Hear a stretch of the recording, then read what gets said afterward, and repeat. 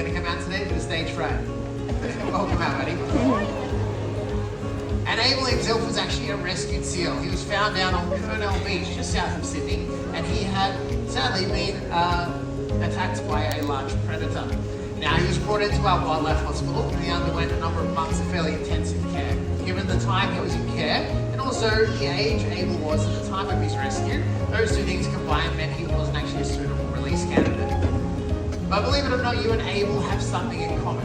Have a look at your hand. Now have a look at Abel's front flipper. Inside that flipper, he has the same bone structure we have in our own hands. Now those flippers can make movement. Sorry, buddy, not into the script today. Those flippers may make movement over the land seem awkward, but Abel has the ability to move much easier over the land than most of us would expect.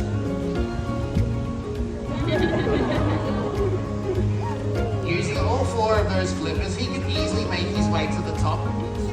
Not making it look very easy for Abel.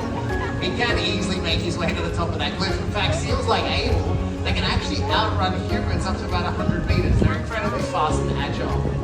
But it is, of course, in the water where we truly see how incredible a seal's flippers really are. So off you go, Abel. Good boy. Abel's going to demonstrate a behavior known as porpoising or bowing, and it's the most energy-efficient way for seals to get around. Now, this is probably the slowest way for seals to get around at the moment. Abel is currently going through his annual molt, so he's definitely feeling a little bit lazy and lethargic at the moment while he replaces that beautiful fur coat of his. But he's going to show us a little bit of porpoising today. Now, seals have a particular method of travel, and as I say, it is the most energy efficient way for them to get around. Known as bowing or porpoising, many marine mammals travel in this method. Each time he leaps up out of the water, as you just saw, he actually very quickly takes a breath on the move. Traveling like this means he can keep up terrific speed, chase down prey, and generally get away from predators. But the ocean's a big place. There are lots of predators out there, and seals are one of them. There is another predator out there, and this is one that Abel knows a little too well. Do you want to remind everyone what we're talking about this afternoon?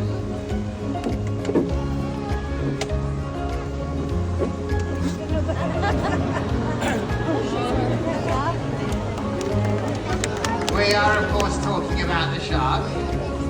And Abel does a great little impersonation, but what he's showing you is a very natural behavior for seals.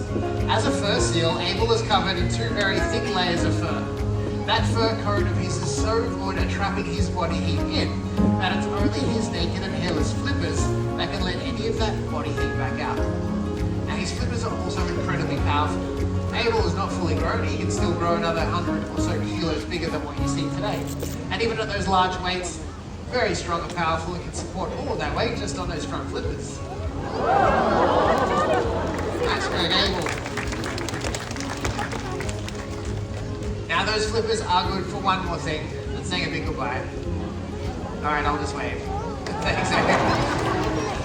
We're going to welcome our two friends of ours now. Please welcome our new band, just coming out with Diego. Thank you so much, Brad and Abel. Didn't they do a great job? Well done, guys. I'm out here with the gorgeous Diego, and as you can see, he's a very different type of seal from Abel. Diego is a 10-year-old California sea lion. So as the name suggests, his wild cousins can be found along the western coast of the United States, but Diego was born in a zoo in the Netherlands and came to live with us when he was about 2 years old. Diego's out here to show you all the life of a seal.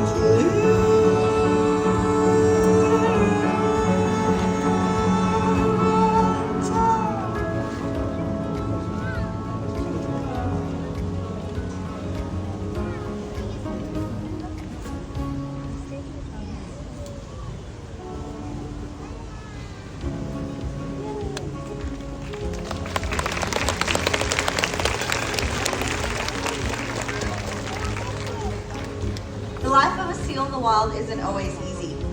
Human impact is one of their biggest challenges. Diego, you've done such a good job, buddy. Let's get you a big bucket of fish. Did you do a good job? You might have noticed just how easily our seals catch all the fish that we throw to them. That's because their sensitive whiskers help them with their sense of touch. So let's have a closer look. Diego, you ready?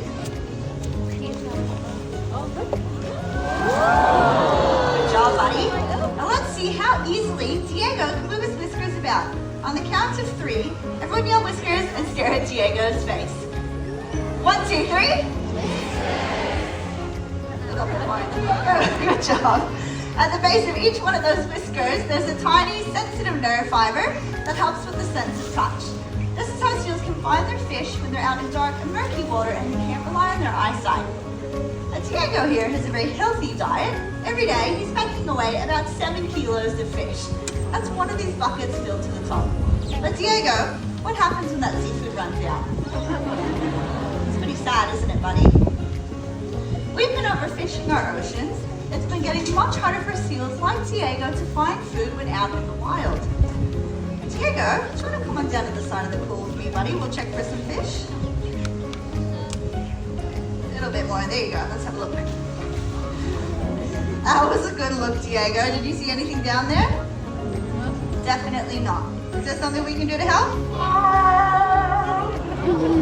That's a big yes. Your choices matter, and you can be a champion for the wild. When buying seafood, ask if they have MSC. The MSC fish stick you can see on the sign here is a guarantee that the seafood you're purchasing comes from a fishery that protects fish stocks, dogs, and the environment. Well done, buddy. So ask for MSC. Which one, Diego? Exactly right. You'll be having seals like Diego here have a feature, and that makes Diego really happy, doesn't it? We see your happy face? No, that's your cheeky face. Where's your happy face? There we go. All right, Diego, you've done such a good job. We're going to say goodbye and get you some more fish. Please welcome out our next